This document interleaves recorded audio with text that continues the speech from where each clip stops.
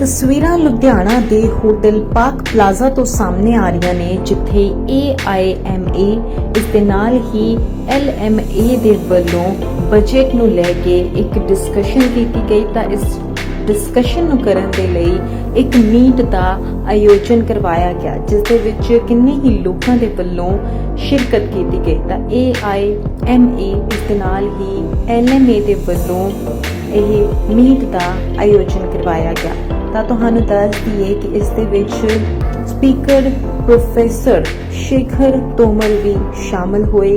Professor Shekhar Tomar ਜਿਹੜੇ ਕਿ assistant professor of economics and public policy at the Indian school of business ਦੇ speaker ਨੇ, ਉਹ ਵੀ ਇਸ ਮੀਟ ਦੇ ਵਿੱਚ ਪਹੁੰਚੇ। ਇਹ ਮੀਟ 17 ਫਰਵਰੀ 2023 ਨੂੰ ਸ਼ਾਮ 7:30 ਵਜੇ ਲੁਧਿਆਣਾ ਦੇ ਹੋਟਲ ਪਾਕ ਪਲਾਜ਼ਾ ਦੇ ਵਿੱਚ ਕੀਤੀ ਗਈ। ਤਾਂ ਹੋਰ ਬਜਟ ਨੂੰ ਲੈ ਕੇ ਕੀ ਕੁਝ ਅਹਿਮ ਡਿਸਕਸ਼ਨ ਇਸ ਮੀਟ ਦੇ ਵਿੱਚ ਹੋਈ, ਇੱਕ ਵਾਰ ਤੁਸੀਂ ਵੀ ਸੁਣੋ।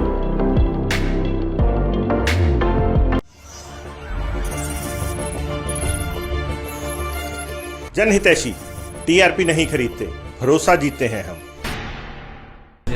बहुत ही अच्छा इवेंट था, यहाँ आके अच्छा लगा। ख़ास तौर से काफ़ी एनर्जेटिक क्राउड था, क्वेश्चन भी काफ़ी लोगों ने पूछे और ISB भी यही चाहता है कि Tier 2 Tier 3 सिटीज़ जैसे लुधियाना है, वहाँ पे भी लोगों को पता चले कि हम कैसा काम कर रहे हैं एज एन एजुकेशन इंस्टीट्यूट।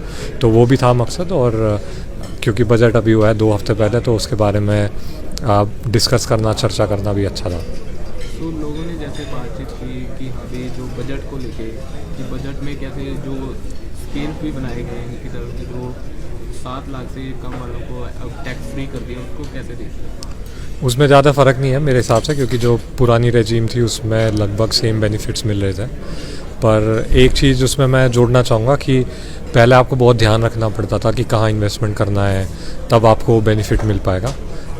अभी थोड़ा आसान हो गया है वो बेनिफिट सबके लिए मिलना। सो वो एक अच्छी चीज़ है। तो बजट में इंफ्रास्ट्रक्चर पे भी बहुत ध्यान दिया गया, उसको कैसे? बहुत ज़रूरी है। अगर जो इंडिया जैसे देश हैं जो अभी विकसित हो रहे हैं, विकसित नहीं हुए हैं, तो उनके लिए बहुत ज़्यादा ज़रूरी है कि वो इंफ्रास्ट्रक्चर में इन्वेस्टमेंट करें, क्योंकि अगर वो इंफ्रास्ट्रक्चर में इन्वेस्टमेंट नहीं करेंगे, वो भविष्य में ग्रोथ नहीं कर पाएंगे। सो उस हिसाब से देखा जाए, जो अभी सरकार इंफ्रास्ट्रक्चर में इन्वेस्ट कर रही है, बहुत ही अच्छा है।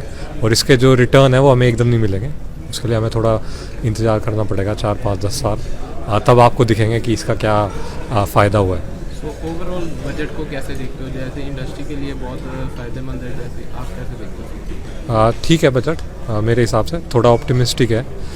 जो उन्होंने सोचा है कि टैक्स पे कितना रेवेन्यू इंक्रीज़ होगा इस साल, कितना रेवेन्यू बढ़ेगा इस साल, तो वो थोड़ा सा ऑप्टिमिस्टिक है। बट अगर भारतीय अर्थव्यवस्था उतनी बढ़ती है जितनी प्रोजेक्टेड है, तब लगता है कि शायद वो बजट में इतना अचीव कर पाएंगे। Thank you.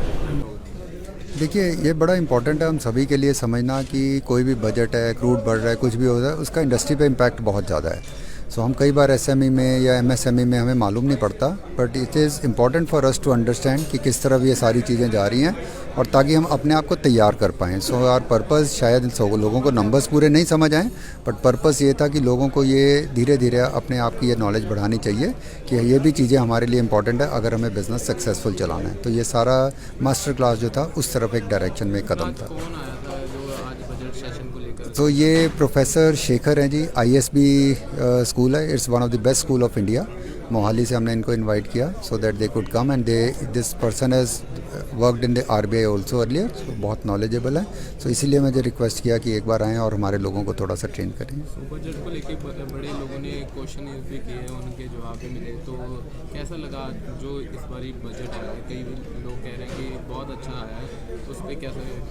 देखिए, बजट में जितना कैपिटल एक्सपेंडिचर गवर्नमेंट खर्च रही है इंफ्रास्ट्रक्चर के ऊपर, इस पर 10 साढ़े 10 लाख करोड़ रुपया उन्होंने किया है, which is a welcome step. जितना इंफ्रास्ट्रक्चर बनता जाएगा उतना धीरे धीरे कंट्री में पॉसिबिलिटी ऑफ इम्प्रूवमेंट बिजनेस की होती जाएंगी। सो ओवरऑल बजट अच्छा है जी।